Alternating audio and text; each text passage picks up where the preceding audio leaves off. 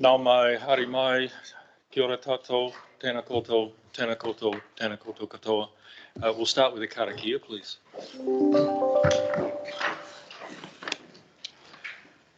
Tu tawa mai I runga, tu tawa mai I raro, tu tawa mai I roto, tu tawa mai I waho.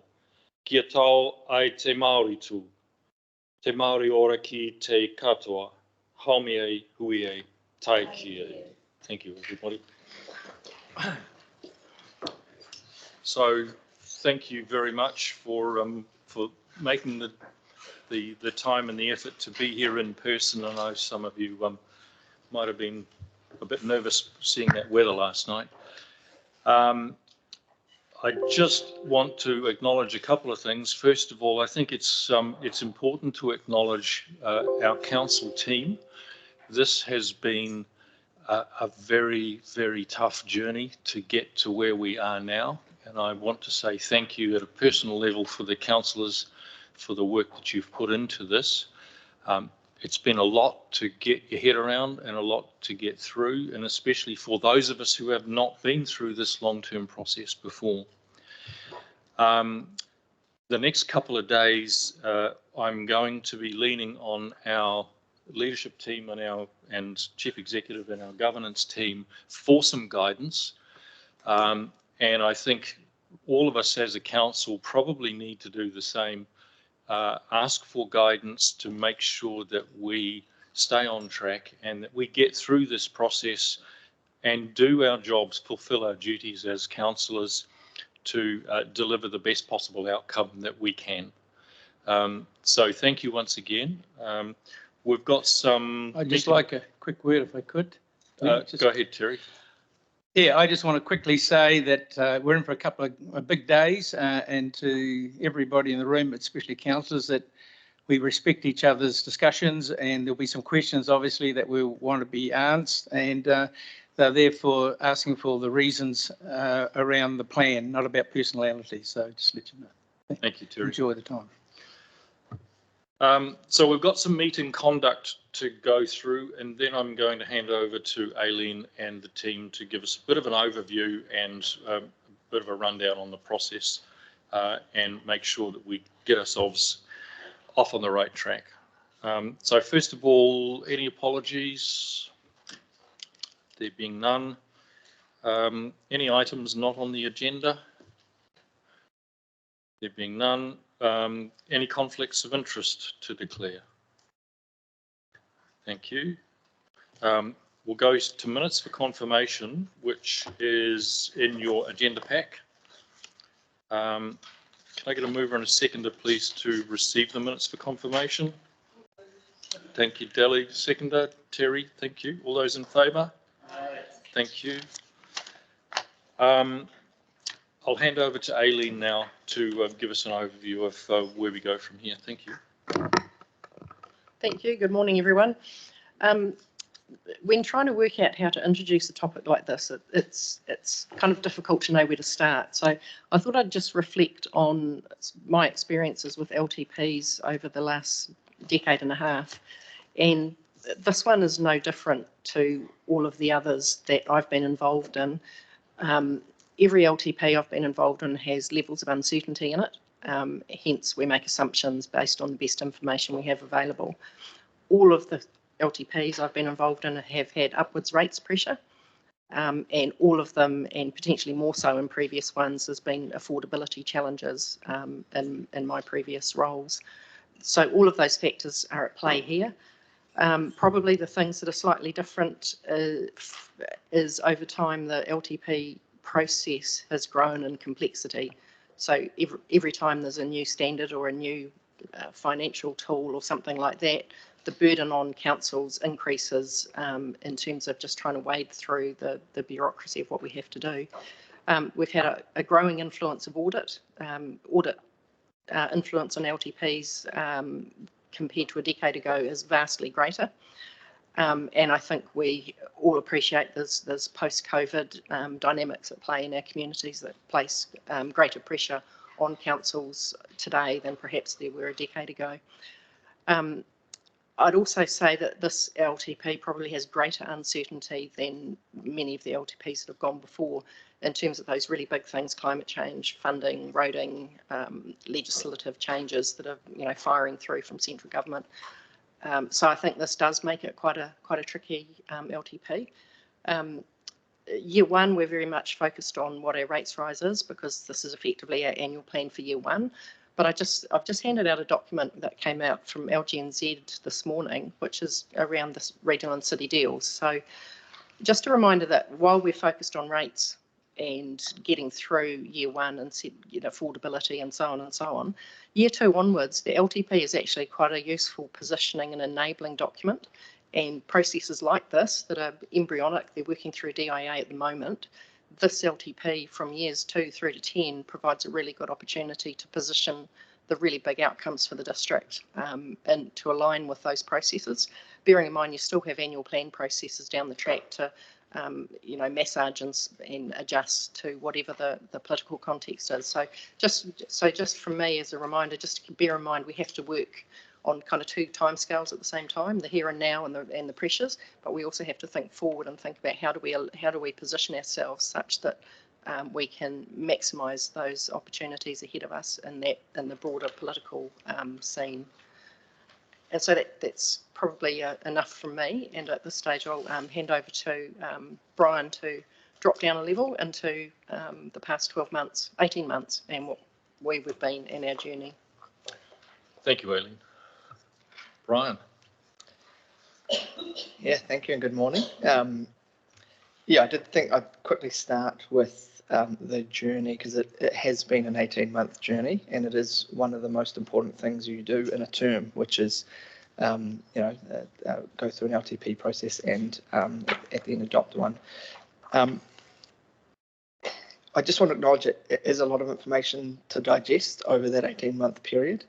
And it crosses a wide range of topics. So even as staff who we're in this day in, day out, it can be quite a lot to get through. I thought I'd bring you back to the snake. And for the purposes of the introduction, I think the colours on the snake are really important. So yeah. So although the snake starts in March last year, we know that there were some high-level strategic workshops and discussions that started, I think, the December earlier, really the blue sky thinking. And the blue colour up here is the strategic development of the plan. And we spent months in that, and we made decisions. If you remember, we came back to our visions, and from strategy, we started to set our council activity areas, and then within the council activity areas, we're starting to develop our programs of work and projects that might fall under those, right through to budget setting, and then ultimately to performance measures that wrap that back around how we've performed in that. So pulling all of that together and the key decisions through that strategy stage kind of funnel us into the direction that we're going and finding ourselves today. Then there's the development of the LTP, and that is obviously pulling that together, and then ultimately for consultation, which is what we've recently gone through, and you've heard from in person about 70 odd speakers and 300 odd submission points. So today's decision making, and I think the key thing, Leslie will repeat some of these messages the whole way through, but Leslie is better than I at talking about some of the decisions that you make go all the way back up. Today we've got draft financial strategy and infrastructure strategies that we're going to talk through in the first part, and obviously this is your decision making that kind of closes the loop on everything that you've gone through over the last 18 months, and like I said, a whole heap of information to digest. It's not all about rates, but we've talked about affordability, and Aileen's touched on that. So just again, remembering we started at that circa 25% really early on. We made we had some discussions and some decisions that pulled that down, and ultimately we consulted on an average about 12.9%. with some decisions that were made in recent council meetings, we're about 13.3, and today, as we step through the budgets, you'll be adding or removing things through, and we will have a running tally. So we'll obviously be trying to keep up with the discussion as it goes. The way we've structured it with the 4 reports, the first is really starting back at that strategic direction. Leslie will give you an overview of the feedback that we've heard. And then we'll have Donna and Amon talk to you through your 2 big strategies, the financial strategy and the infrastructure strategy. But report 2 is where we're going to really get into the decision making. And the way we think that that's best to do will be going through it by activity areas. That's the way the report's structured. You've got a run sheet that we know where we will pause to give you the extra advice that has been asked of us. Obviously, if there are other things that you want to be tabling, what I'd say is table those under the activity areas that it's relevant to, and that's how we'll go. And we'll make decisions along the way.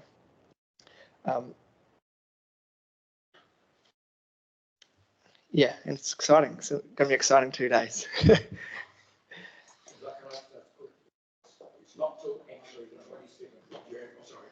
It's not actually to the 27th of June that we actually cement it in. 27th of June is when you adopt the LTP. Oh, Leslie will answer this. Yes, in a nutshell, we will adopt the document, the long-term plan. Is there any opportunity for more debate on that stage on 27th of June? I'm just saying if something arises. I don't think so, because between then and now, Audit. we will have audit. An audit will issue an audit opinion on the document, and there is very little room for change, comma, a full stop maybe, but very little else changes once audit has approved it. So technically we're making the decisions today and tomorrow. Decisions Okay. today, yes. Thank you.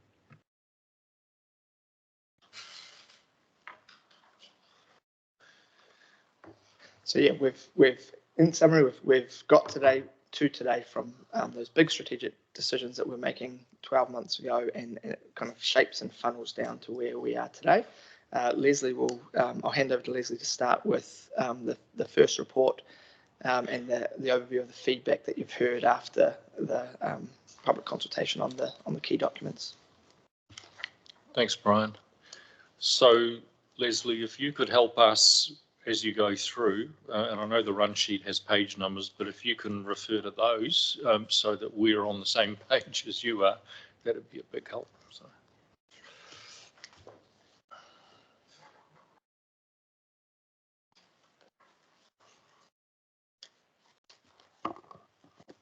Kia ora, everyone.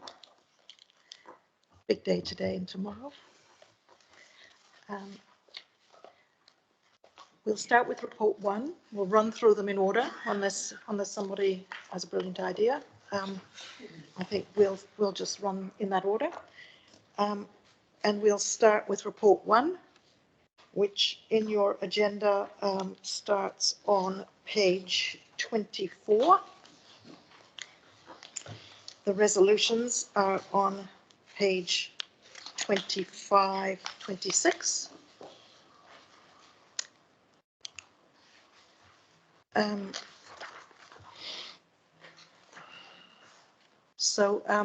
We will start with the financial strategy. Wrapped into the financial strategy is that key decision 1, how you're going to manage your rates.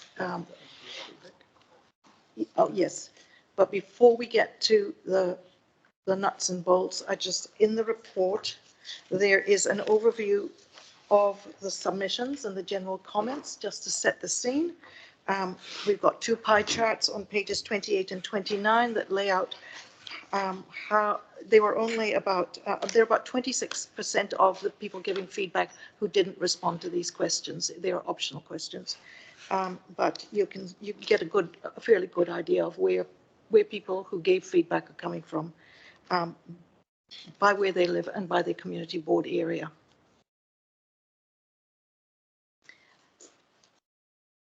Then we moved to the strategic direction. We had the strategic direction in the consultation document. It was something people could consult on. Only one person gave us feedback on that. Our recommendation is that you keep your vision and priorities as you set them. And they are the Coromandel Live, Work and Play as your vision statement, and your key priority, your priorities, your community outcomes being a collaborative district, a vibrant and safe district, a connected and resilient district, and a district with sustainable services and infrastructure. And we recommend that those stay. And then we get to the financial strategy. So those community outcomes really drove, from a strategic point of view, how we went about putting this long-term plan together. And they certainly informed the two big documents, which are the financial strategy and the infrastructure strategy, which we workshopped on several occasions and then consulted on.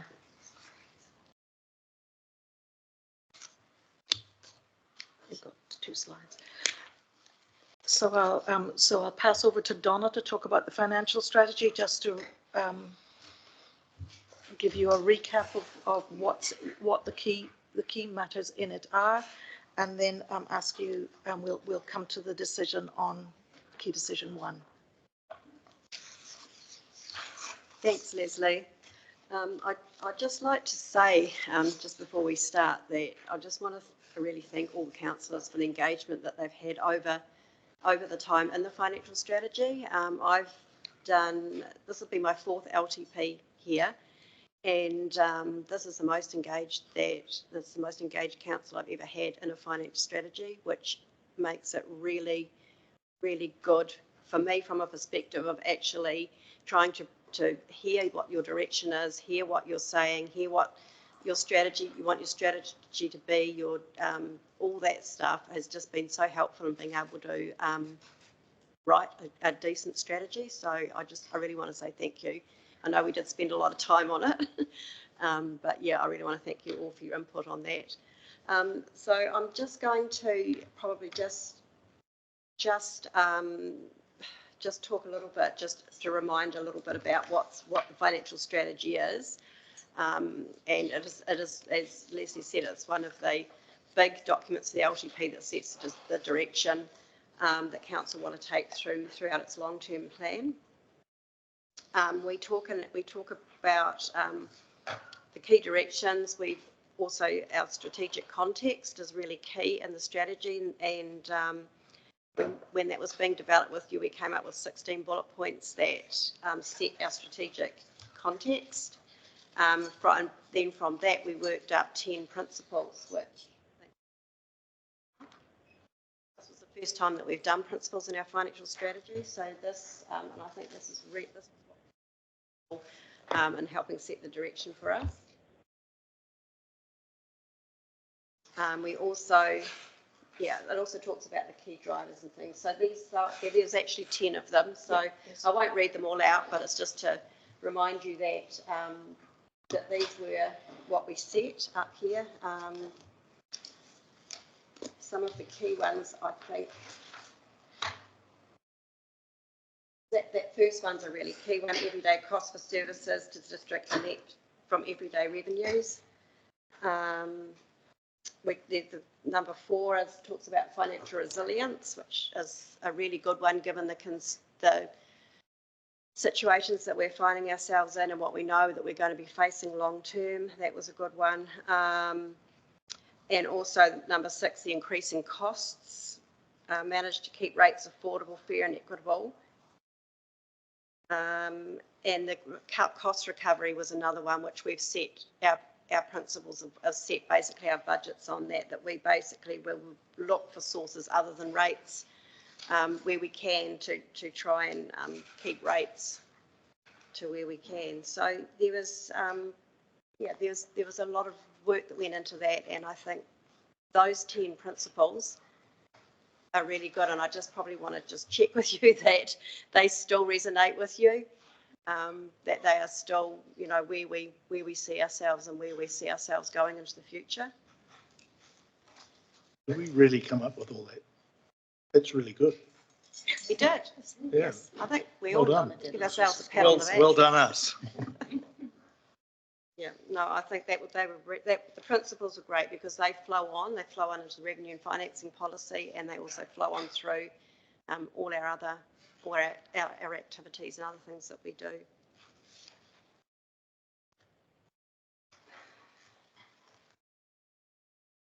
I think like the key drivers for this financial strategy was about it's looking at our past approaches to managing rates increases and delivering of services, and mentions how that is unsustainable and how we need to invest in the future. And that was part of, you know, the main focus of this strategy was around, you know, although we don't mention it as a bare bones budget, it was like just, you know, trying to deliver, looking at delivering what you want, what council wanted, but also listening to the community and what the community wants. So that's what we've got reflected in our strategy. I'm keen to hear from anybody if there is anything glaringly in the strategy that is not, you know, that is not aligned to the direction that we want to go, because this is the opportunity to probably talk about that now if there is. Martin, please.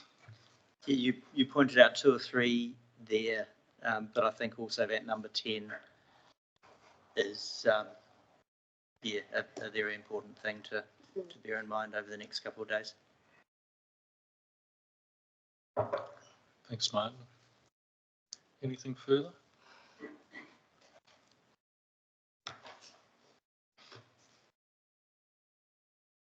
Probably just the last thing that I just want to say is after we've over the next 2 days when you're making decisions, what I'll need to do is I'll need to circle back.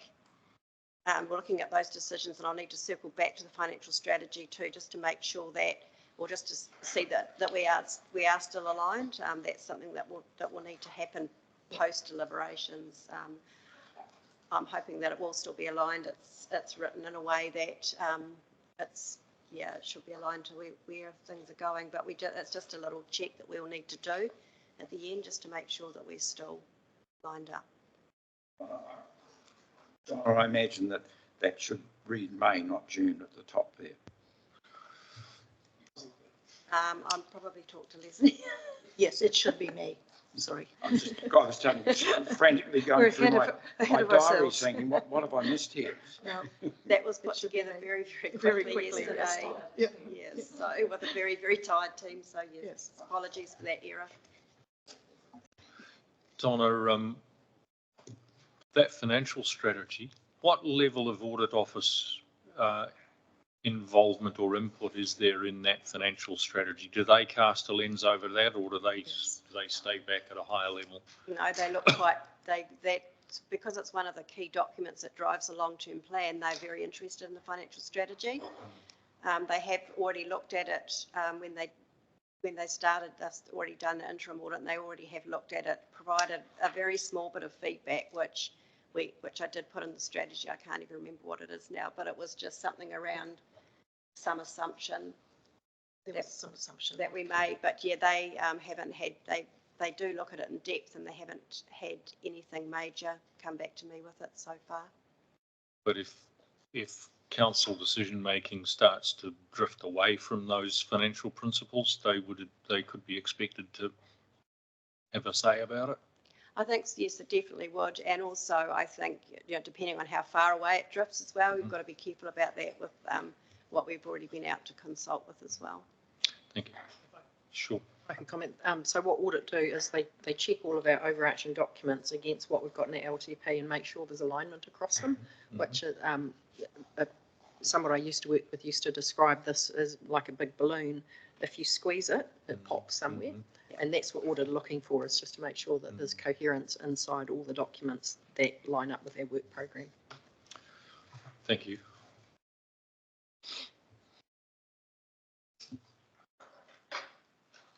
So perhaps we go to the resolutions. And I'll ask you to receive the report as the first resolution.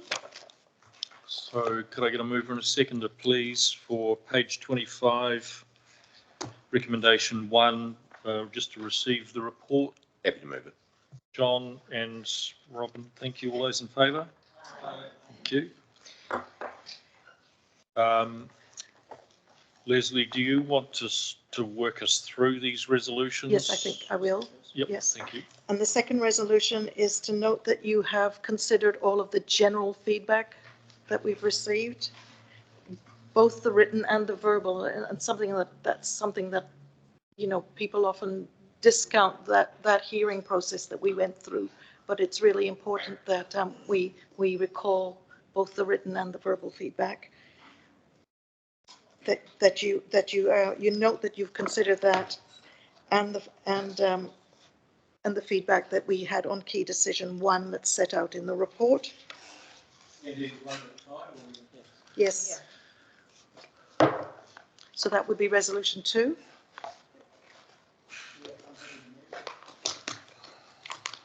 Sorry, can I just make sure that we It's on have the page feedback 26. numbers in front of us? So can you just remind us of those, please, on that?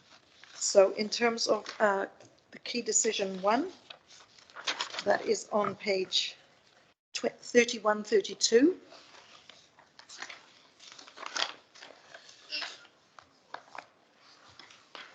And it's in attachment A as well.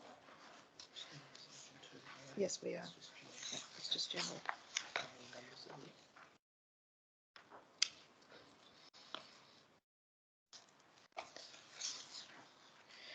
So in terms of in terms of the feedback on key decision 1, there were 127 pieces of feedback in response to that, to key decision 1. 48% favoured option 2, 24% asked for a spread over 3 years, which was one of the options, and 7% preferred to not spread at all. So having considered the feedback and had a look at all of our documents, our recommendation is that we stick with our preferred option, which is option 2, spread the rates over 2 years. Your Worship, Thank you, Leslie. you may want to deal with resolution 2 first. Yep. Okay. So I'll ask for a mover and a seconder, and then any discussion on item 2, which is the managing the rate spikes. Can I get a mover and a seconder, please? Deli, please. Thank you. Seconder. Rekka. Okay. Any discussion on number 2, managing the rate spikes?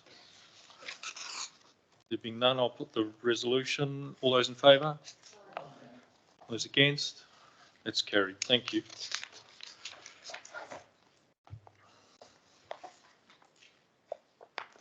And then resolution 4 is asking you. Sorry, did we do 2 and 3 there? Yeah, I've well, just said 2. 2. We've got sorry. 3, which we should have done 2 and 3 together, because essentially one is the feedback and the other is the staff analysis. So can I ask the mover and a seconder, please, if they're happy to take 2 and 3 together? Yes, you're okay to do that? I'll put that again. All those in favour? Thank you. All right. Sorry, Leslie. Item 4. And then the 4th resolution is about changes in response to the general feedback, which we got, you know, very little feedback generally. We had some general feedback about the consultation process itself, which is in the report. We've also got, there were general comments on a wide range of matters, such as how we've prioritised council's activities, the spend across geographical areas, the rates, limits and increases, and the decision on how to manage the rate spike. But our recommendation is that there are no further changes required in response to the general feedback. Thank you. So this is the general feedback. We'll get down into the specifics as we work our way through. So can I get a mover and a seconder for number 4, please? Deli and Rekka again. All those in favour? Thank you.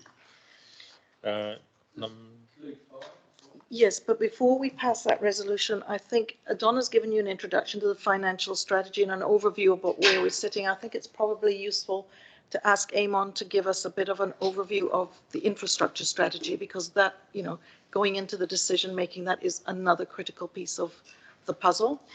So if I could ask Amon to come and sit here and give us a bit of an overview. Through the chair, Leslie, once Amon's given an overview, it looks like 5, 6, 7, 8 all relate to that. So yes, we could actually, Mr. Mayor, do those as a block.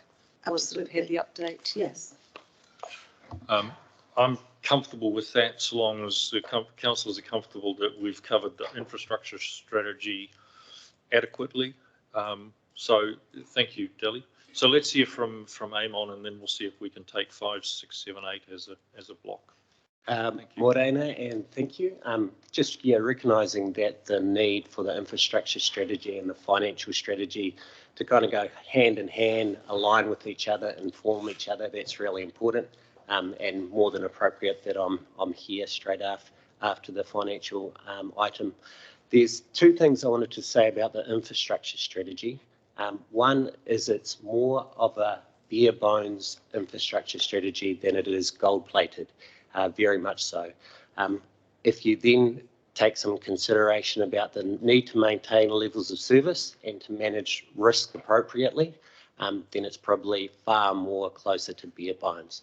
So that's the first point I wanted to make. The second, delivering infrastructure isn't, and maintaining our assets, renewing them, isn't just about CapEx. There's a whole lot of investigations, planning, OPEX required to support that. And reflecting on my time, this is the third LTP, third infrastructure strategy here. First time round, we had age-based theoretical issues on our pipes, mostly network age-based, and the question was, is it real? We spent a year or two understanding that it's real. We did CCTVs to say, yes, it is real. And that's part of the investigations. But moving from investigations of is it real is a need to understand how the network's performing, our modelling, doing the advanced pre-project work to understand what levels of service are required. And probably one step further than that in terms of maturity of understanding what our assets require is our spatial planning. Actually knowing how big our infrastructure needs to be and how our towns are going to grow into the future is really important. And I probably say that because I'm well aware that OPEX has the biggest impact on rates and often is the first in the gun, but just wanted to highlight that it is some of that OPEX that enables us to deal with a backlog of asset renewals. So the last thing I wanted to say is just reflecting that one of our priorities is sustainable services and infrastructure, and that's the combination of OPEX and CapEx that's required to deliver that. Thanks, Amon. Okay, so what I'll do is I'll ask for a mover and a seconder, and then we'll open that for discussion. So Terry, you happy to move this? Yeah, happy to move this. Seconder, please. John, thank you. And yeah, just quick question. Yeah. Thanks, Amon. With the water situation or infrastructure, maybe 2 waters or 3 waters, I don't know, moving into a CCO, maybe. How does this infrastructure strategy fit for the next so many years? Do you see it being moved across into another identity, or do you see council still maintaining a strong influence over the maintenance of what we've got existing? Thanks for the very tricky question. Probably what I'd say is there's increased scrutiny on councils in terms of being able to manage their own 3 waters infrastructure. And part of managing that is investing appropriately to understand what's required for the future management of the infrastructure. So that the decisions that you may make possibly will influence where 3 waters goes. Okay. thank you, Amon. Any further questions? Okay, so I'll put the resolutions 5 through 7. We have a mover and a second. All those in favour? Those against? Thank you. Thanks, Emil. Can I just suggest you might want to spend a bit of time on resolution 6. That's regarding making a decision on decision 1, managing the rate spikes. It probably needs a bit more discussion. And isn't there a resolution 8 as well? I think we just did 5. What? Yeah. Yes, there is. Yeah. So I thought that we had covered decision 1 in items 3 and 4. Sorry, item 2 and 3. You had just noted the analysis and the recommendations. Okay. So this is us now saying we've resolved to proceed with option 2. Okay, understand. Thank you. All right. So can we back that up if that's all right? So we'll go up with if the mover and a second are okay, we'll keep that resolution for item 5, and then we'll treat item 6 separately, which is a decision to proceed with option 2 about spreading the rates increase over 2 years. So can I get confirmation, please? Mover and a seconder are okay for item 5 to proceed on that basis? Which movement second? So that was you moved it, and John, all right? You okay with that? Yeah. All right. So we'll move to item 6, which is the decision to proceed. Could I get a mover and a seconder, please, for that one? Deli and John, thank you. All those in favour? Aye. Thank you. And Your Worship, for the discussion, I think the agenda takes you to page 43. I'm so sorry. So we've voted on it, but I'll back that up, and I should have opened that up for discussion. So, yeah, carry on. I just want like a sort of sentence line before me. Page 34 talks about this analysis. It reduces the amount of funds we need over the renewal workshops in the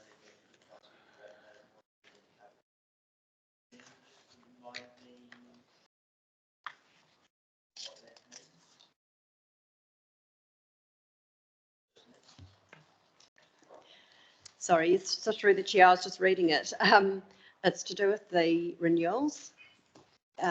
So with depreciation, so spreading the rate spike over 2 years, the decision was to not fund some of the bigger increases in depreciation.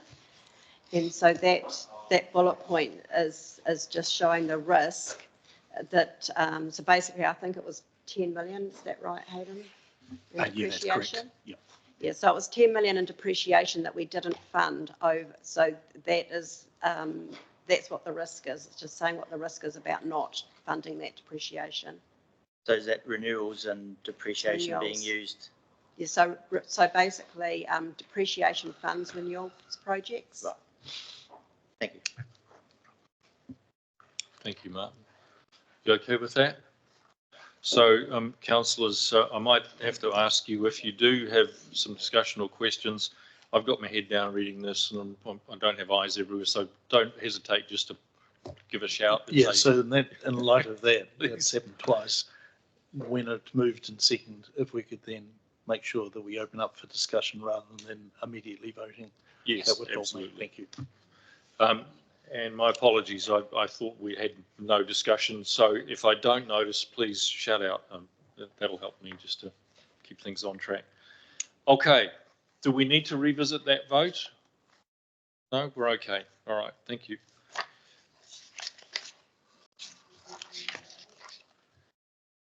No, you haven't done number 8 yet.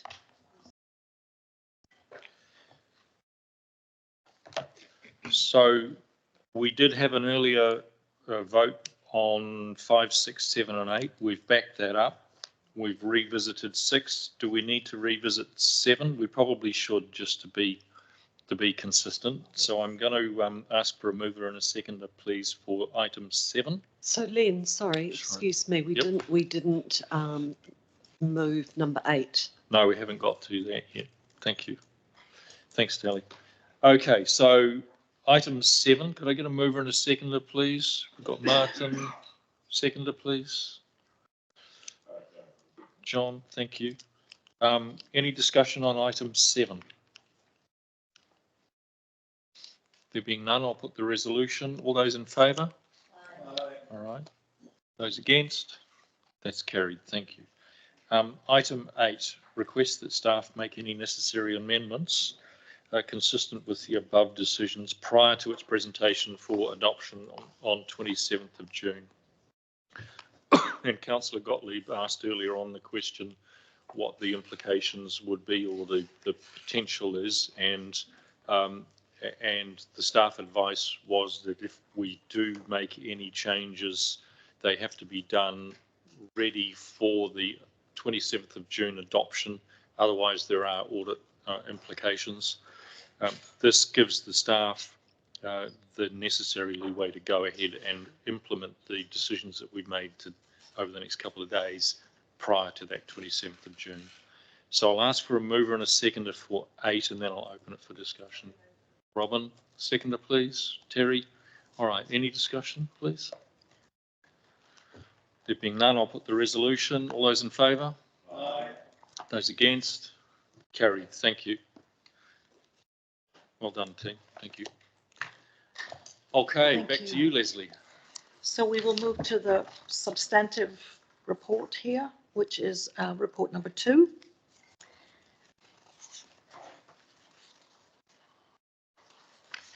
Which starts on page 76. 76. Sorry. Just getting to it starts on page 55. Sorry, 55.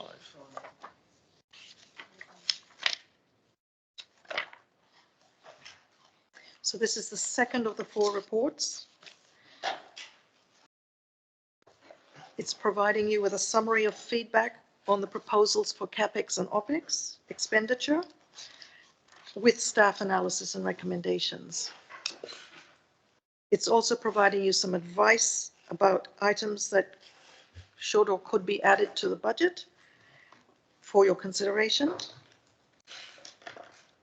And it's presenting a revised draft budget. So the report is organized by activity. We've also got woven into it decisions on some of the key decisions that we consulted on. Those are the decision about connected communities, about the community development program, about the future of investing more in planning, and also about the future of our central office, the council building. So perhaps we could start with the first resolution, which is just to receive the report. So what, should we take 1 and 2 together? Yes. Which is to receive the report and note that we've considered the general feedback and all feedback, both written and verbal. So, Councillor, happy to do that. I'll propose that I'll ask for a mover and a seconder for items 1 and 2. Dally, please. Seconder, please. Martin, thank you. So just items 1 and 2. All those in favour? Those against? Okay, that's carried. Thank you. All right, so we're going to item 3. Before we go to item 3, could I suggest that we go through the substance of the report by activity? Thank you. Also mindful too that there are attachments related to each activity. They're set out. Hopefully that made sense to you as you read your report. Dredging my mind back to the last LTP, this document was so easy to read and everything was where it should be and that was very well laid out. So to answer your question, yes, it was lovely. Thank you. Thank you. Right, so perhaps we could start by looking at the leadership and governance activity, which starts on page 58.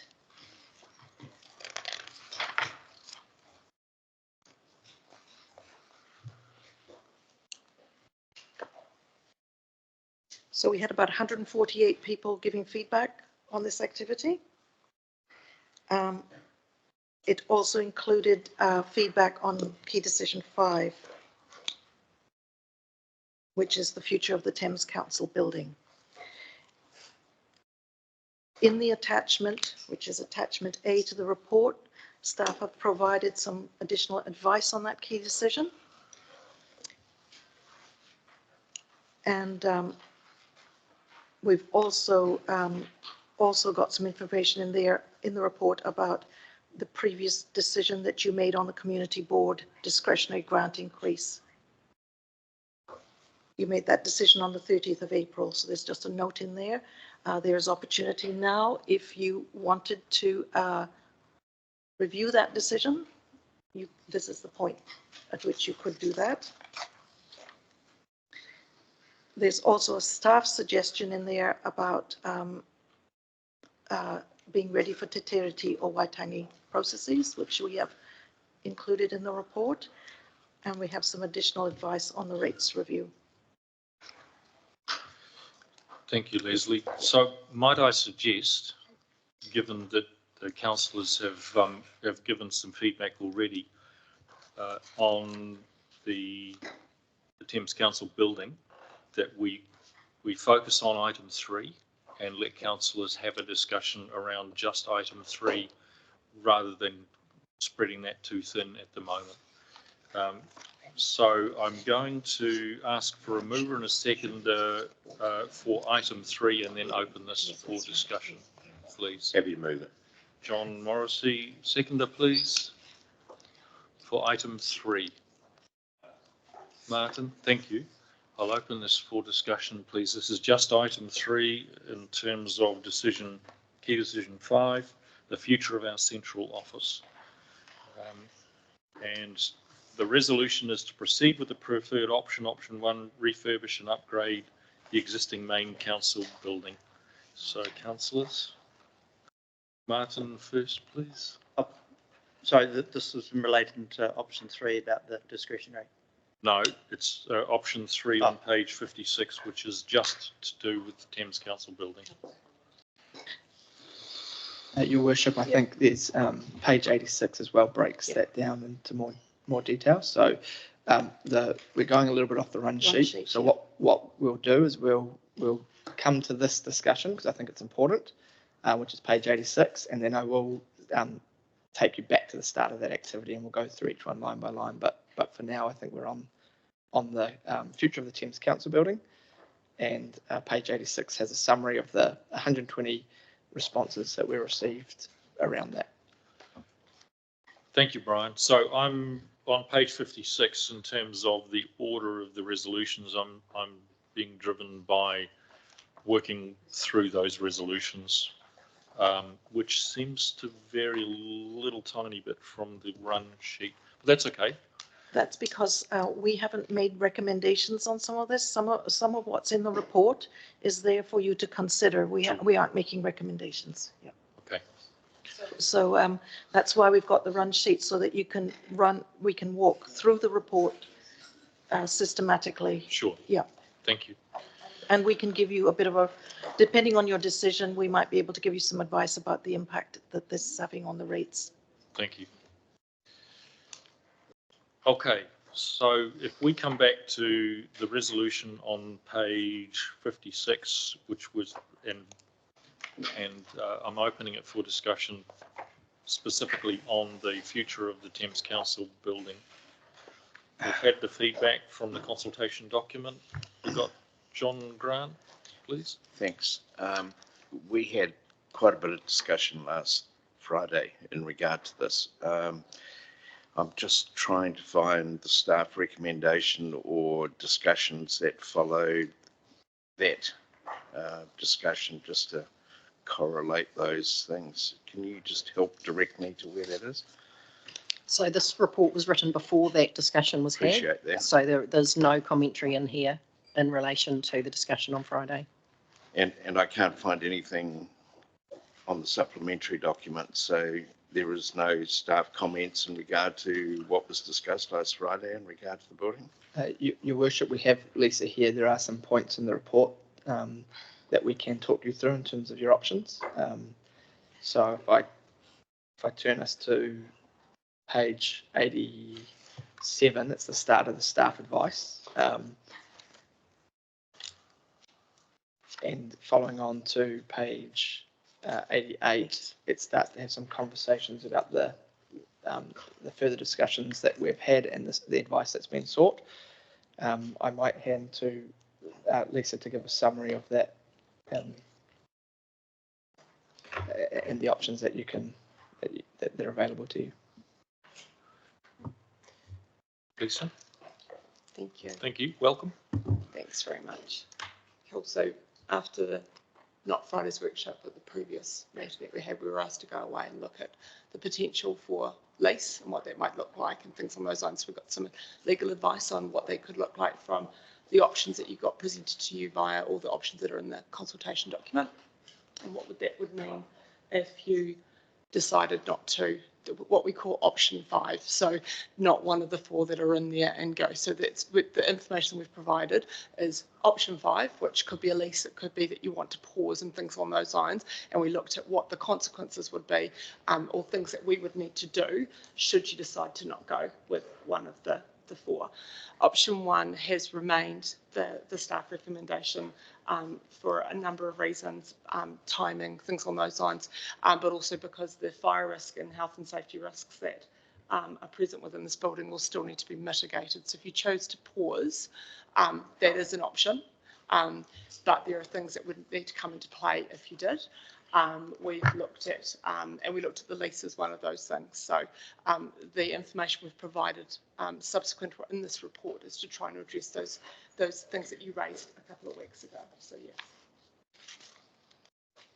yeah. Could I just to clarify, so I think what you're looking for is on the top of page 88, points 1 and 2, which was written before we had the discussion last Friday, and we sought legal advice around constraints around the fact that we have already gone out to consult, and someone will need to help me with this, but essentially it means we have to reconsult through the next annual plan on this option. Or else before you make a decision, you'll have to consult, not necessarily through the annual plan, but that would be a good time to consult. So what does that look like in practice? Basically, going to an option 5, which says pause, in other words, do nothing, and look at the option of doing an investigation on a new site, going out to consult again, but there'd be no point in going out to consult unless we've got something substantial, some information to go to the community with. So in terms of today's decision making, that essentially means just put a hold on everything, doesn't it? And how do we manage that through the resolution process? So Martin, and then Terry, and then Rekha, please. Martin. Yes, just sort of listening to what people say, what you've said around the leasing option. Very much aware that 53% said they wanted to refurbish the existing. And then you've got comments in some of the other options around, people seeing the benefits of a new building, whether on a current site or the new site, giving more opportunities for community use, etc., but people being cautious about the costs involved. I'm a little concerned that, that we haven't been able to, sort of explore the leasing options and limited to, because we didn't consult on that. I guess the refurbished existing building option 1 would be reflecting what our community has said. However, I do like the idea of some sort of investigation, and that top of 88 talks about some relatively small sums of money to potentially look at some investigation and independent assessment. So I would support option 1, but with the caveat that I'd still like some additional, I wouldn't like that to be right. We are absolutely, definitely refurbishing the building. Steve, I don't know if that's not making any sense. I'm sorry. Thank you, Martin. Terry, then Rika, then Peter, then John. I've got you, John, on the list. Throw another John in there if you like. I've got comment on this. I think it's quite a complex matter. First of all, we've got issues around earthquake issues, and then the issue of if we did a building upgrade, how are we going to deal with the people in it? If I look at the numbers that came through, the 53% support, I think that 31% they didn't know, couldn't understand. And that was the issue. They looked at the number and it's had 9 million. They looked at the other number, it had 25 million. They said, oh, we'll just go to the cheap number, with really not understanding the issues around it. So it is quite a complex matter. And I too, like Martin is saying, I think we need to just dig a little bit deeper. It's quite a big number, regardless of what we do, but we need to try and get this one right. So I'd be keen to pause and think about what is the correct way going forward, and really not being disparaging to the people, but I just didn't think they really understood the issues around it quite deeply. Thanks, Terry. Rika, please. Yeah, really just to echo what has already been said is, an option 5, which is a pause, but including those 2 investigation sums that are included in the staff comment. Thanks, Rika. Peter? I just echo what's been said. I would not be able to support any of I would not support option 1. Definitely would not support option 1. And so I would, option 5 or whatever we're going to call it, would be where I'd be wanting to go. Thanks, Peter. John Grant, please. Thanks very much. I have made my position on this really clear that my interest here are health and safety issues around staff and the need for urgency in the resolution of this issue. But I can't support option 1 because I don't believe that we have enough information. So whilst we call it pause, I want to pause with haste and look at alternatives that can be explored around other options. I've said my concern around the actual building here and its practicality of use, and the tours that we've had sort of reinforce those issues. And then when you start to go into strengthening with steel beams through the place, it just adds even more clutter. And I think we need to explore all of those points and really look at some alternatives. We haven't been out with the option with the financials of a leaseback arrangement, and I think that gives us the opportunity to do that. So I support option 5, but with the condition on it that we do it with haste. Thank you, Councillor. John Morrissey, please. Just before I'd just like a point of clarification from staff, if I can. On the staff advice, page 87, that line in the it says, at this point in the decision-making process, diverting from the preferred option 1 would have significant implications. Can you just tell me what those implications are if we divert from option 1? Yeah, through you, Mr. Chair. I think I'll just take us back. So we've got 4 options that we consulted on. The advice that we've received is that you are constrained in the decision you can make in terms of I'm going to come to your point, Councillor Morrissey. Constrained in the decisions you can make regarding a lease option because you didn't consult on that. So what we're calling essentially option 5 is just you always have the decision to do nothing. And what would have to come with that would be some investigation budget to look at what your further options are. Now, in the report at 88, we've put some small budget in to look at one individual site.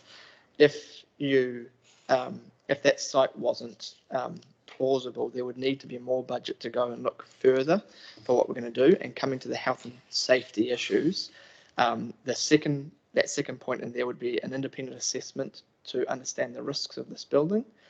If the building, as we discussed last week, was not suitable, then, and that's the high risk that we're talking about, then we would have to be looking at alternative arrangements for staff immediately, which we haven't we haven't considered and we haven't put budget to you for that, and we haven't gone and looked at what those options could be for a building, and we don't also have a timeline. So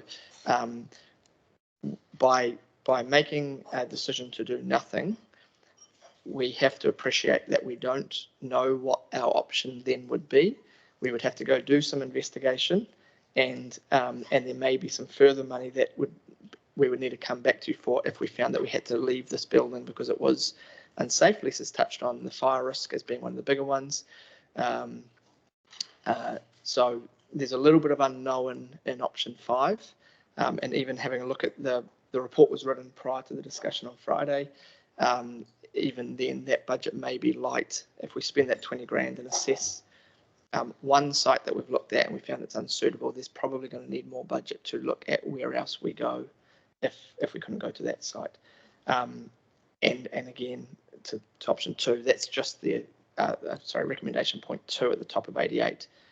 That would just be finding out what the health and safety risk would be, and there would have to be then decisions after that in terms of what we do, and we'd have to come back to you at that point. Thanks, Brian. I've got Robin, then Deli, and then I'll come to John Grant, please. John Grant, I liked what you said, because I'm really mindful that we, as governors of this council, know that we've got staff working in unventilated areas where their windowsills are literally falling apart. And I'm really increasingly uncomfortable every time I walk down those stairs to know that if there was a fire, we'd probably not be very happy people. So I'm uncomfortable with the idea of pausing it without some sort of backstop to say we will pause it and discuss this in August, in June, whenever, because I think that it's unfair at this point to look at all of the pressures that are being put on ourselves and our staff and say, well, we know that the building is not ideal. We know that there are issues, but we are not going to do anything about it at this point. Put up with it. I don't think we can say that. I think it's really unfair and we need to act. Thank you, Robin. So you're reiterating what Councillor Grant said, that you see a level of haste needed in there. Thank you. Deli, please. So agree with John as well, but I'm just wondering, if we went for option 1, was there any budget allocated to the fact that you would have to decant staff anyway for some of that building work to take place where you couldn't actually have staff in a building site? So I'm just thinking there must have been some investigative work done on alternative office space or work from home, or... Yeah, option 1 has 2 timelines to it. So the initial investigations into option 1 done whilst Bruce was still here. So the money set aside, there is a small amount in there. Option 1 has a full decant option, which the first 6 months, so it's a full 18-month timeline on that project. First 6 months is getting consents, doing everything we need to, and fully decant for 12 months, with the expectation that, yeah, they'll absolutely be looking at the work from home option. It's much more manageable for 12 months than it is the other option under option 1. Sorry, the other timeline was 2 to 3 years, which was a program of decanting, much more. We'd still have people in the building. It was much more intense. There was some limited investigation done to places where we could decant staff within Thames, including the hospital and things along those lines. So yeah, there wasn't a huge amount of money put into that budget as far as I'm aware, but I'm sure there was some, yes. So that could be utilised alongside a build to lease type option as well, because effectively you're decanting staff either way. Yes, yeah. But I need to look at, there's no in-depth into what that decanting could look like, how many people could work from home, how many people we could have in the next building, any of that kind of stuff. So yeah. Could I just clarify that potentially with Donna? Would that change it from CapEx to OpEx? Because if we're decanting as part of an overall project, that's a CapEx budget. If we're decanting because we're investigating, is that an OpEx budget? Yeah, that's probably a little bit subjective, but we'd have to look through and work that through. But definitely, if we were decanting for a new building, it's definitely capital. But yeah, we would need to look at it if it was for. I think but probably you probably could still use the CapEx budget, but without looking at our policy in depth, I'd need to have a look and make that decision. The other thing also, and I don't know if there's budget in that, is with the work from home option and the decanting of the building, we still need to have a customer services area, so that would still have to be set up somewhere else, and that's quite a big expense. So I'm not sure whether that expense has been budgeted for. I don't believe so. No, I don't think it has. Not at the moment. It's in the budget now. Yeah. I've got John Grant, then Martin, then Gary, but I would say that Ari has prepared a draft resolution which goes to addressing some of the concerns and presents an option. So we'll go through to the discussion and then perhaps bring up the draft resolution, and then we can start to focus in on what I'm hearing from councillors is the direction we want to go in with this. So John Grant, please.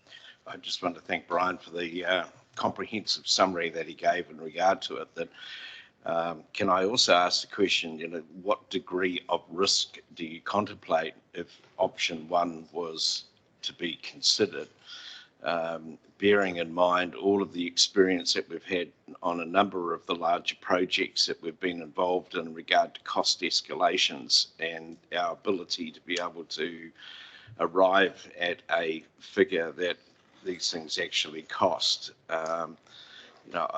There is, by the nature of this type of construction, a high risk in regard to what you find when you actually start delving into the project itself. And I just wonder how far we have gone to understand what degree of risk there could be, and appreciating there's risk in everything, but just understanding that aspect would be helpful. Yeah. My understanding, the work that was done into that Unispace who we contracted to come and look at the refurbishment of the building. My understanding from them, because this happened way before I even got here, is that those checks were looked at. So they've come in, they've drilled into walls, they've looked for, I guess there's always going to be something they might not have been able to find, but they're very comfortable with what they've quoted in terms of not coming up against it. They've gone checking and looking for the potential problems and stuff. So they feel quite comfortable with that. Yeah. Yes. Thanks, Lisa. Gary? Yes, sorry, Martin and then Gary, please. Yes, and I've been looking at page 87 under the staff advice. The third paragraph down talks about Paku doing an assessment in 22 saying it was low. 12 months after that, the risks increased to moderate, and 24 months on, the risks be raised to high. So we are extremely close to the risk being rated as high. That looks to me like that would happen from next year. But the following paragraph is the bit that really worries me when it talks about preferred option not selected, independent risk assessment. If it's not fine, dangerous building notice, and we've got to leave. And yeah, we really don't, I think, understand what potentially those costs would be and the disruption to the organisation.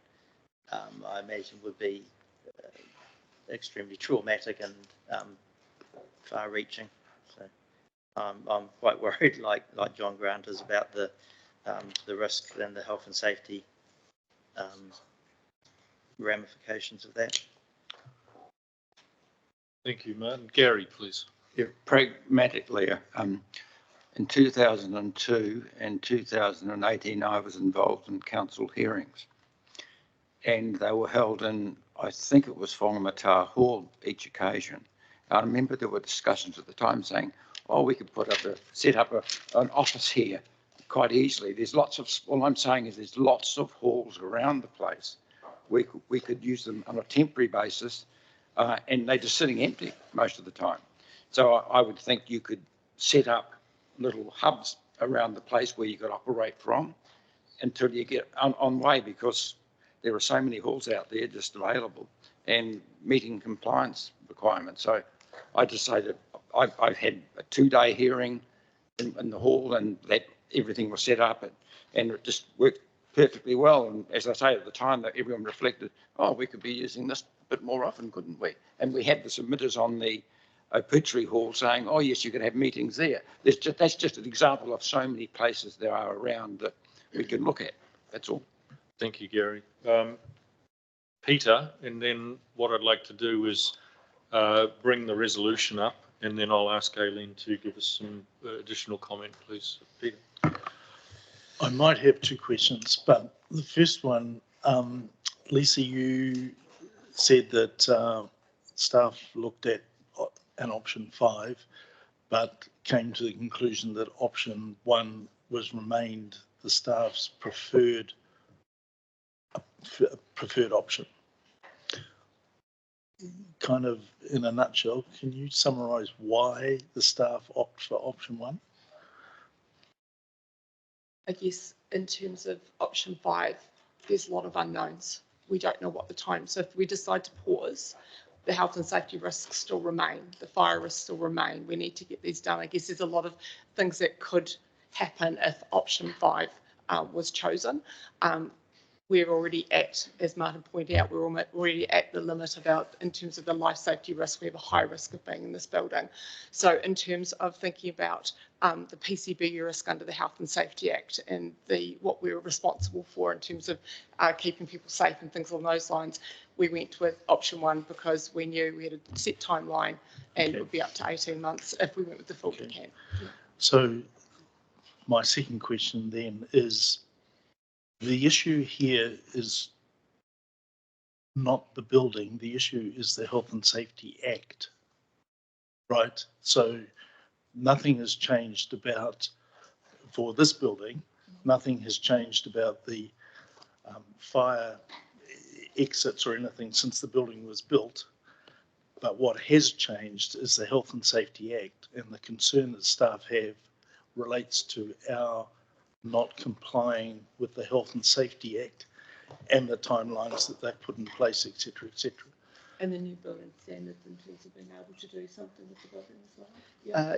Yeah, I think historically there may have been internal alterations made to this building prior to your time that potentially weren't compliant. So the gaps in the fire separation and the like, those wouldn't happen normally. So it's not that the building was built and it was safe and nothing's changed. I'd say that there has been some changes made, but you're correct in that risk has always existed. That risk existed 2 years ago last year and will exist into the future until we assess or address it.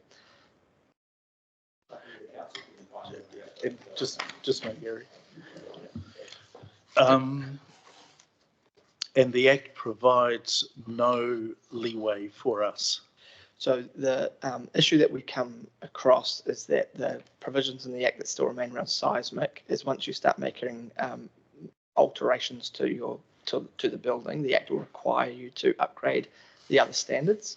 So we're in a point that anything that we would do to apply for consent to fix the fire issues would trigger the seismic requirements, and that comes with the big engineering costs of the shear wall and the like. So to mitigate that, if you decide to do nothing, what we're saying is that we should find budget to have an independent assessment.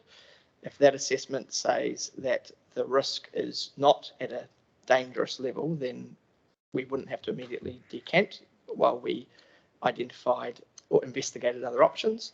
If that assessment said yes, this is at a level where it's potentially dangerous, then the prudent thing to do would be to remove staff from the building or other mitigation factors. Some of those might be that it's a top floor only, not the bottom floor.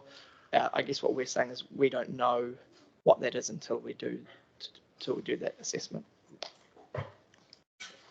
Yeah, Aileen, please. I'll just clarify with Brian, the risk assessment is fair to say it's an aggregation of a number of risks, and it's in accordance with an MB framework for assessing that. So it's all of those sort of glued together, if you like. And while I've got the microphone, I just wanted to clarify from a staff perspective, we absolutely see merit in the option 5, and we've chewed that round and round in circles, but come back to the fact that the timeline is the reason that's driving the recommendation.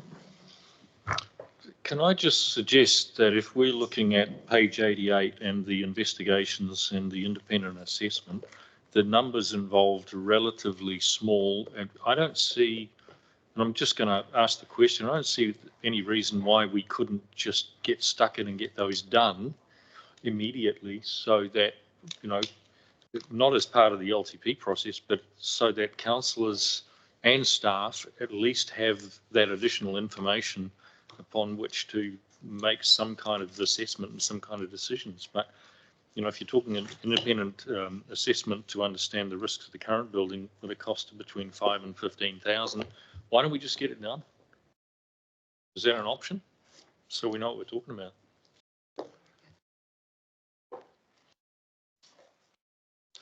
Can I pass that back to Lisa? And I think the point is we have to make a decision here. I understand. And in terms of what we've consulted on, Understand. yeah. Yeah, understand that. Yeah. But part of the decision-making process could be that we give ourselves some flexibility to, once we've got that assessment, to move in one direction or another direction, or make a judgment about the timing. There's no reason why we can't make a decision which does still allow us some flexibility based on that additional information. I support that. Thank you. So I'm just wondering if writing resolutions on the fly can be tricky.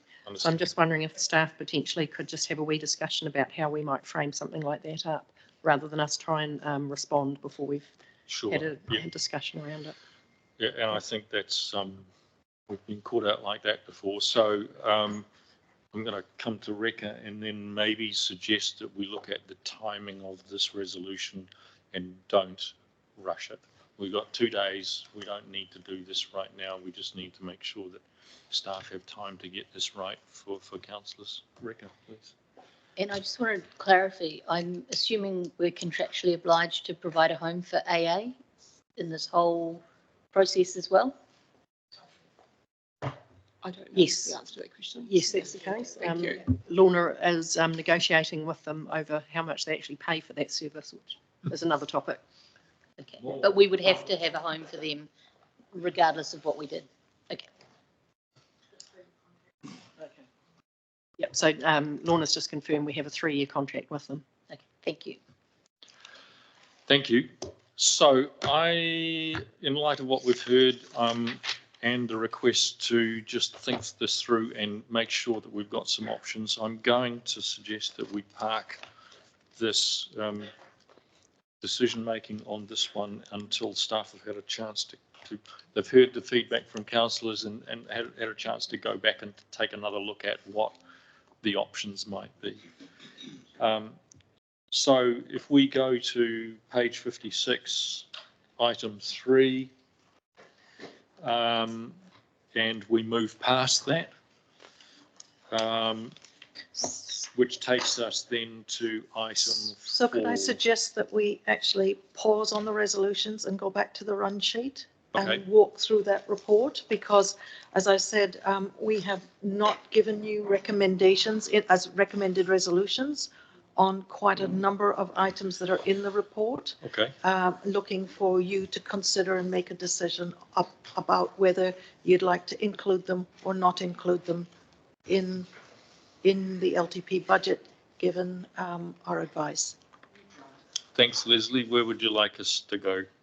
If you could start at page 59, where there's a discussion about 59, there's a discussion about the resolution that you passed on the 30th of April in relation to providing additional funding for community boards, discretionary grants.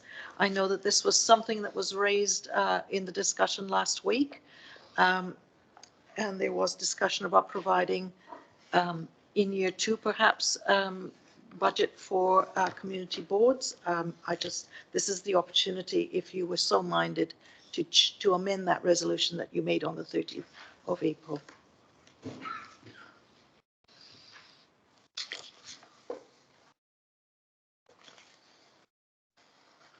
I'm comfortable with it as it is.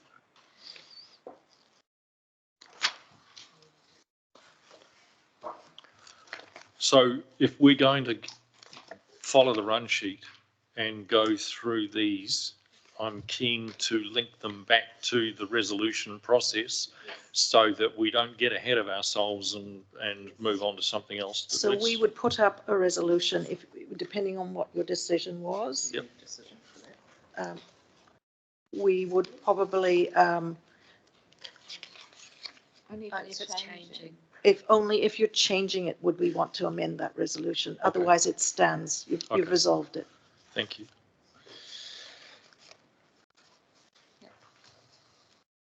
Okay, thank you. Martin and then Delhi, please. So just regarding the community board discretionary budget, I supported increasing from 20,000 to 30,000 with the proviso that we actually get some additional guidance around that discretionary budget. I have the feeling that around the different wards, the decisions to spend that money have been done in a number of different ways. So I think I'd like, as part of this, I don't want to discuss the particular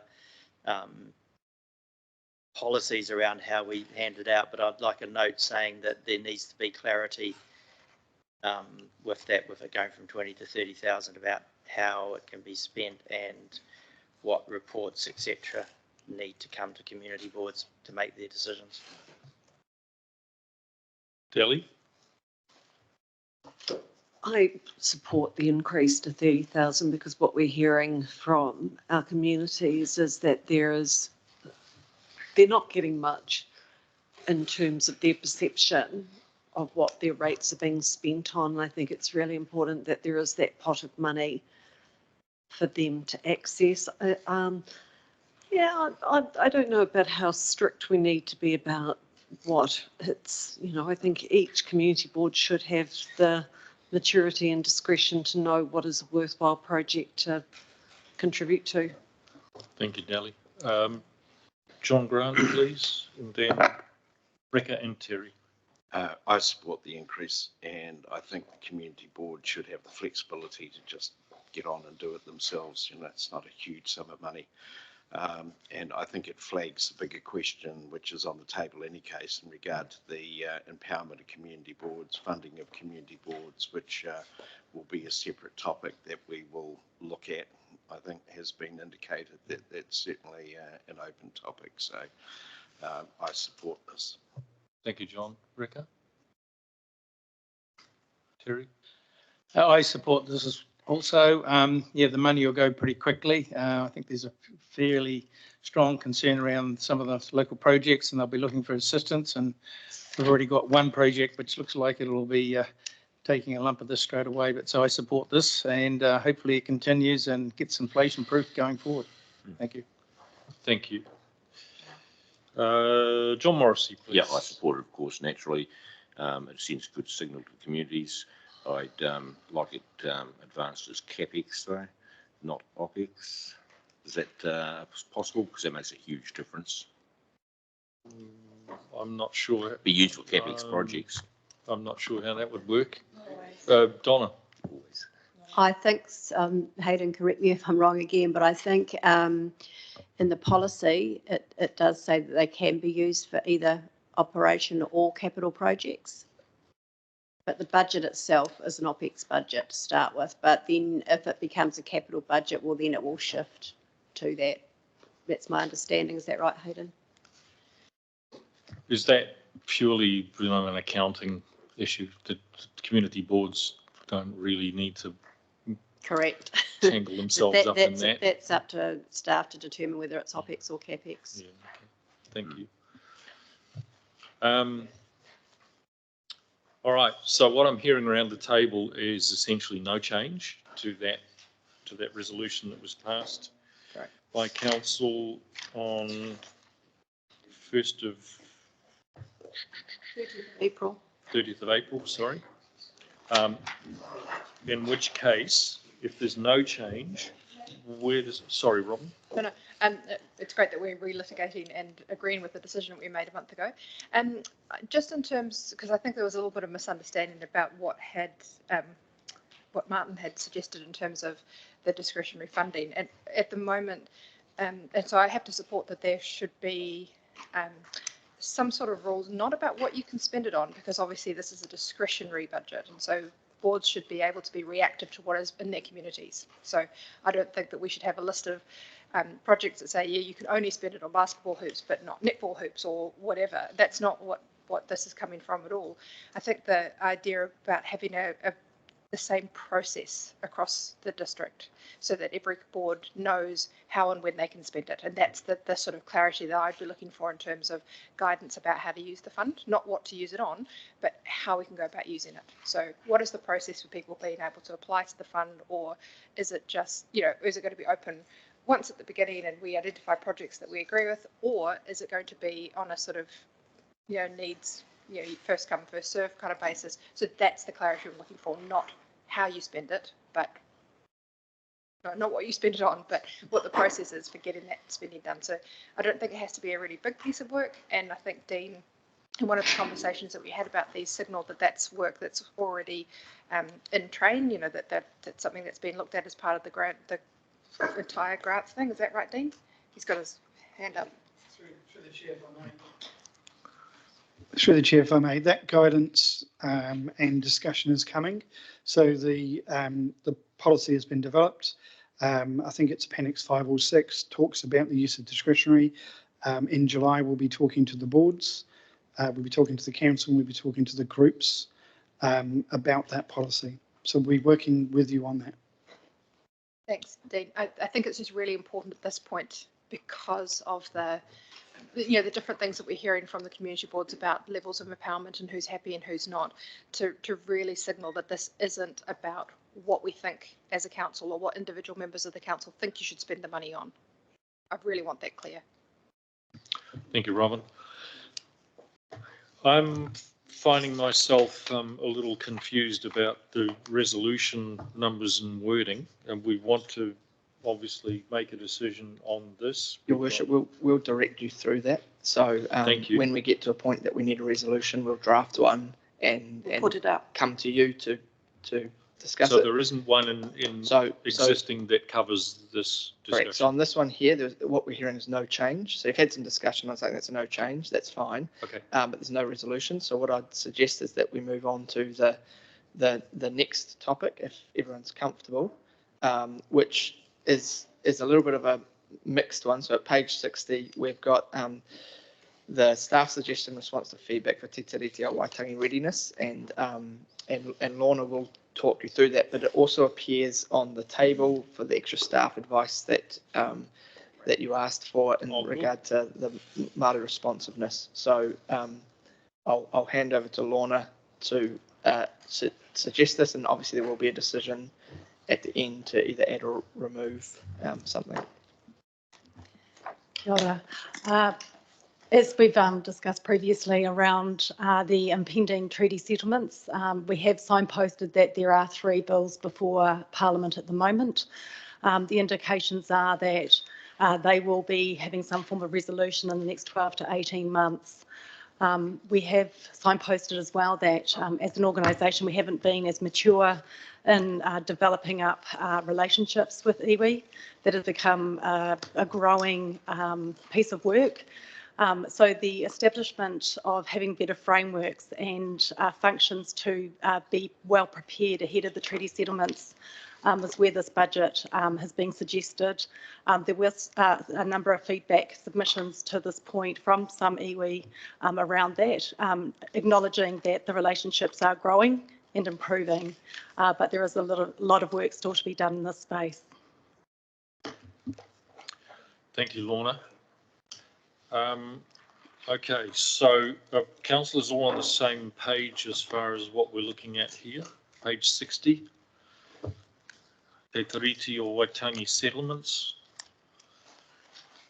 And then the table that we've provided, you'll see what the impact on rates would be. Mm-hmm. What was your later? Okay, yeah, thank you.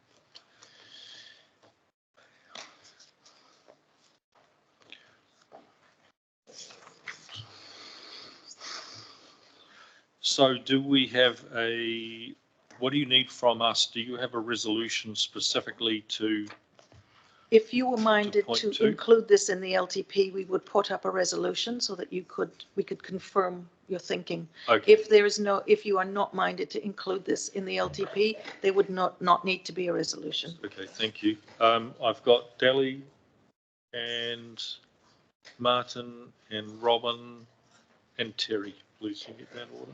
So can I just clarify, Lorna,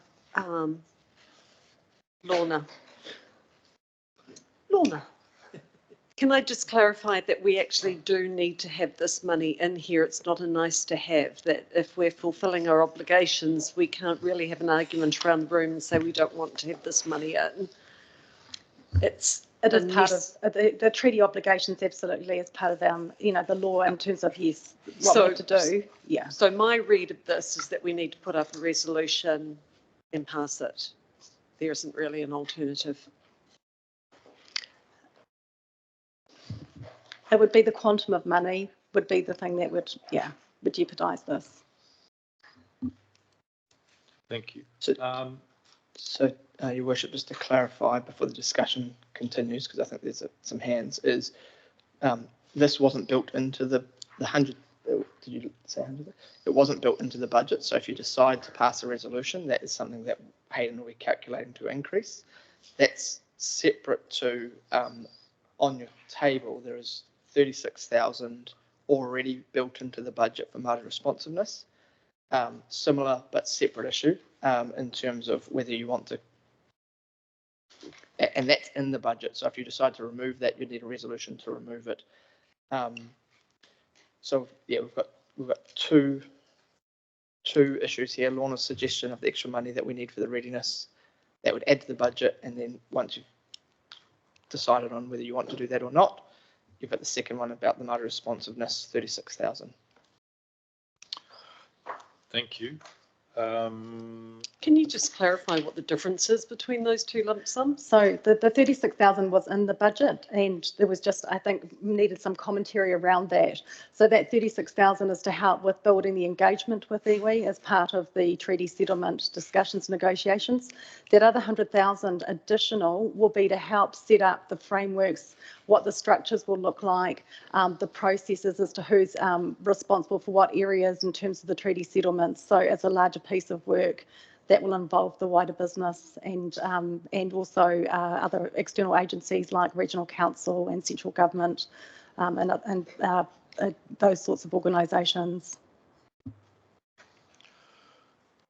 Rico, I have you on the list. So Martin, please, and then Robin.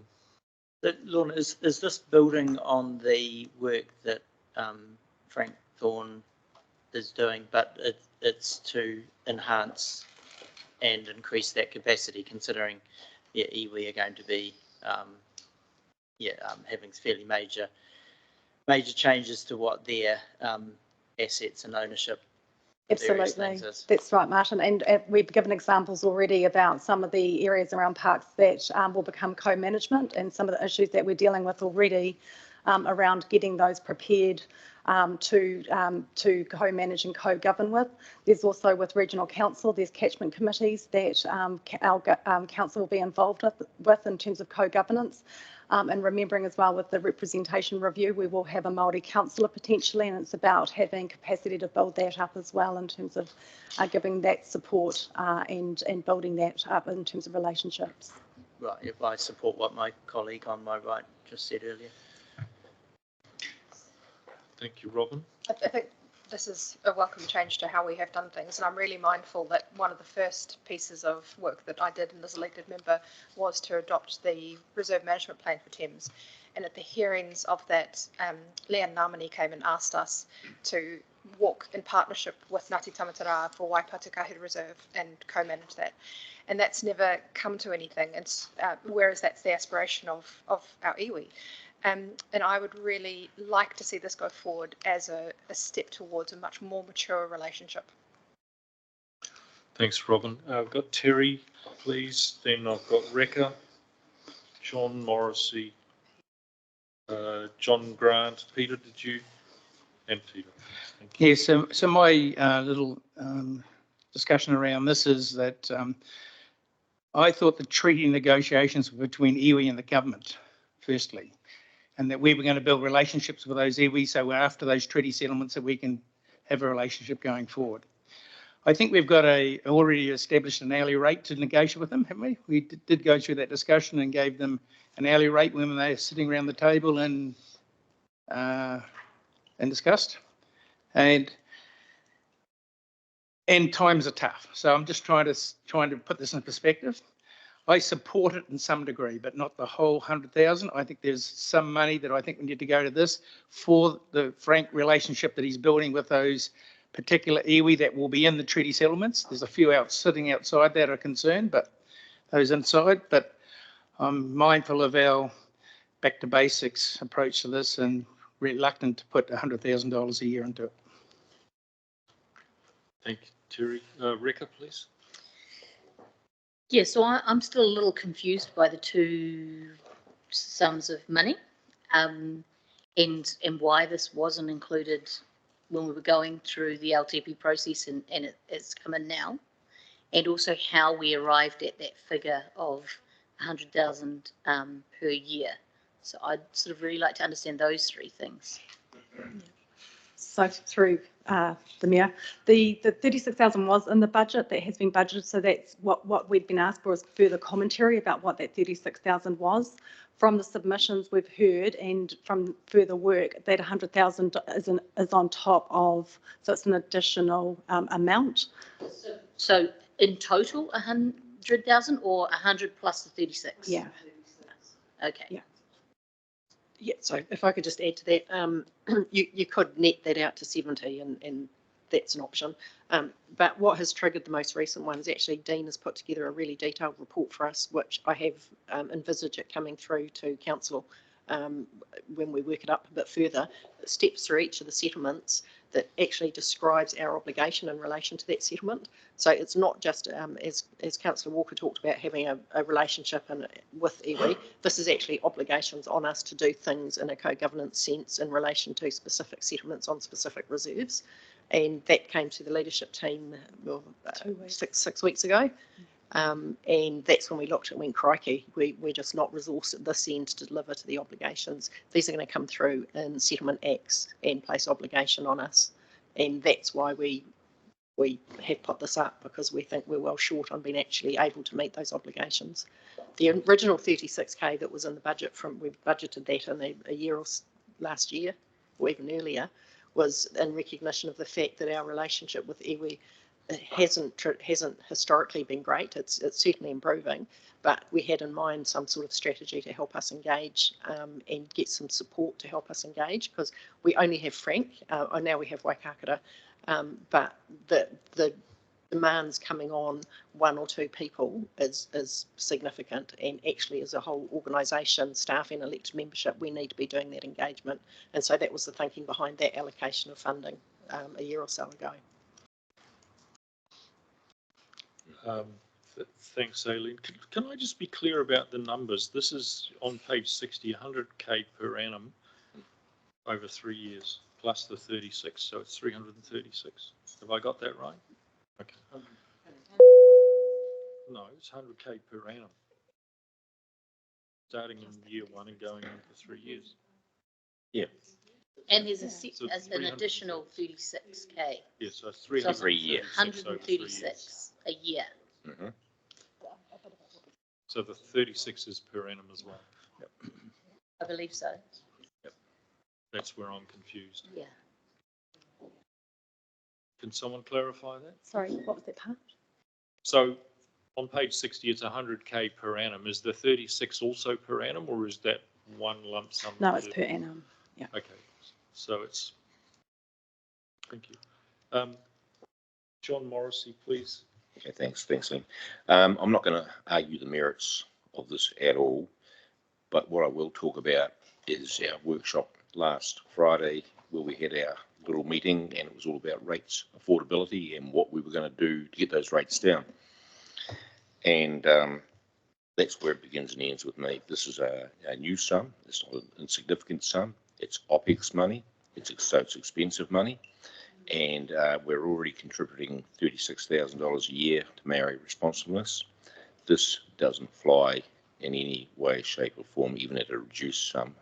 for me, so not in favour of it for those reasons, not about the merit or otherwise of the subject. Thank you, John. I'm going to come to John Grant and then Peter, please. You took the words right out of my mouth, as the song would say. Yeah, I just, you know, I look at this and I think that we've already been through a number of treaty settlements, and I'm just wondering what we're really adding here that we haven't done in the past. And I'm also very conscious that we met last Friday. We've had a lot of feedback in regard to costs, and this is just, you know, as the Mayor has said, another 400,000 over 3 years, or another 300,000 than what we've already committed to. So I won't be supporting it. Thank you, John. Peter, please. Thanks. Am I right to assume that the 100,000, a big chunk of that is funding to add another head? I would say it's not about an additional staff member. Yeah. It is about some resourcing, but in terms of operationally, it wouldn't be an additional staff member that we're looking at the moment.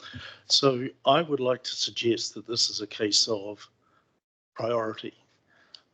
From my perspective, I agree with Robin. I think I personally hope that we end up with really good relationships with iwi. I think that's really important.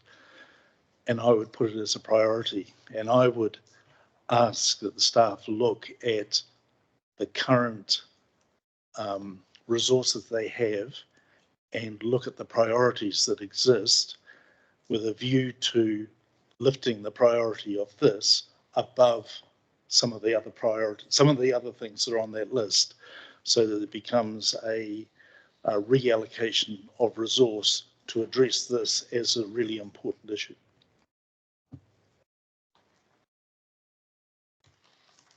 Thank you. I've got Robin, and then we're going to have a break from him too. Just wanted to return to something that Aileen said about this is things that are coming through legislation. There'll be bits of the Act that we have to comply with in terms of the relationship. And so I'm wondering, if we chose as a council not to fund this, what risks are we opening up ourselves for? Or is this just going to come as an out-of-cycle budget request later on? And the second thing is the timings. You know, is 100,000 the first year unpalatable, but 50,000 would be, and then 100 for the next few years? So that's a question for the elected members that they can tackle in a moment. But just in terms of, Aileen, what do you see in your crystal ball, in your experience, you know, in those signals that you see coming about the risks of not being prepared for when this comes? Yeah. So look, lots of valid points, and yes, you could see it as a priority, prioritisation exercise, and we need to reprioritise from somewhere onto that. But we can't. We've got a lot of things we have to prioritise. So I guess there's a point there that at some stage something will drop because we're prioritising it. But in relation to this one, the impact of these settlements, and Dean might want to speak to this if we would allow him to. The impact of these settlements is actually probably in our operations teams, and it's on the ground, and it's things to do with reserve management and so on. So there is actually going to be more time and effort on the part of staff, but there's also a whole layer of developing the staff to actually be able to engage in an appropriate way. So when you look at, we can bring the settlements through council and potentially ask for out of cycle requests. But I guess what we're signalling to you at the moment is we don't have the capacity or the capability to actually engage in these settlement processes properly. And what I don't want to see happen is we have them arrive and we've got obligations and we're so far behind and we can't meet them. So I don't know, Dean, did you want to have a comment about the sorts of things that are actually coming through those settlements? Can I just ask a question? What is the legislative requirement for this? It's coming through legislation. It's coming through, but it's not the legislation yet. It's third reading in the House, kind of. Well, can I have a look at that, please? It's online, available. Or can I please have it sent to me? Okay, we'll find you some links for those. Beg your pardon? We can find you some links. Thank you. Dean, did you want to just talk to the content of those settlements? Yeah, I can, just through the chair. So the report covers basically analysis of the settlements that are coming, both the collective settlements and the individual settlements, and it talks about some of the things that the council will need to do.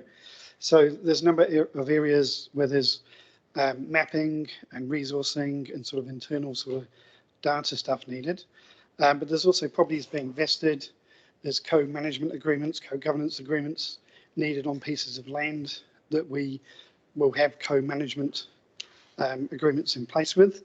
There's also exploring a bunch of commercial redress properties, looking at the state of those properties, what council knows, information sharing, that type of stuff. And then it also touches on, there's quite a few historic issues in Thames that have been ongoing for some time. And so that program of works will also try and pick up on some of those and try and progress some of those through. And then there's a bunch of other actions, but essentially the work program includes about 20 items that we'll need to do. Some of them are fairly straightforward. They're not that onerous. They're about the transfer of information and getting it into our systems, like an IT thing, but some of them will be work that our teams are currently not set up to do. They're not experienced enough to do. They're not resourced to do. So we'll need to approach that as a work program. Thank you, Dean. I'm going to suggest that we take a break for morning tea. Yeah, I'm not confident that council's ready to go to a decision on this. So let's take a break for morning tea. Thank you. We're back at 11:05, please. Thank you.